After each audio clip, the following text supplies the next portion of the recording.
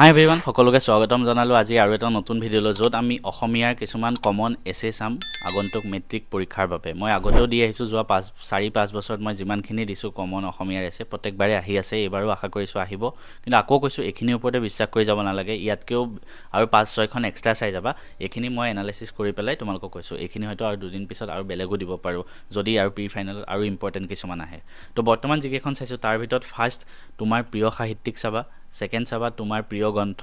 third তোমাৰ প্ৰিয় ব্যক্তি আৰু বা জুবিন গাৰ্গৰ বিষয়ে ঠিক আছে জুবিন গাৰ্গৰ বিষয়ে ৰচনা আহিব পাৰে ফ'ৰ্থ বিজ্ঞানৰ অৱদান বা দৈনন্দিন জীৱনত বিজ্ঞানৰ প্ৰভাৱ হেনেকৈ আহিব পাৰে 5 নম্বৰত অসমৰ প্ৰাকৃতিক সম্পদ আৰু 6 নম্বৰত হ'ব গ্ৰন্থমেলা কাৰণ ৰিসেন্টলি অসম চৰকাৰে গ্ৰন্থখিন ওপৰতো বহুতখিনি মানে কাম কৰি আছে গতিকে 2025 চনত গ্ৰন্থৰ ওপৰত বহুতখিনি কাম কৰিছে তো এই 6খন তোমালোকে ৰচনা ভালকৈ চাবা মেট্ৰিক পৰীক্ষাৰ বাবে ইয়াৰ উপৰি 2-3খন আৰু ৰচনা যদি মোৰ লাগে যে আহিব পাৰে তেনেহলে প্ৰি ফাইনেল এক্সাম গোটেইখিনি খতম হৈ লওক মই তেতিয়া আকৌ কৈ দিম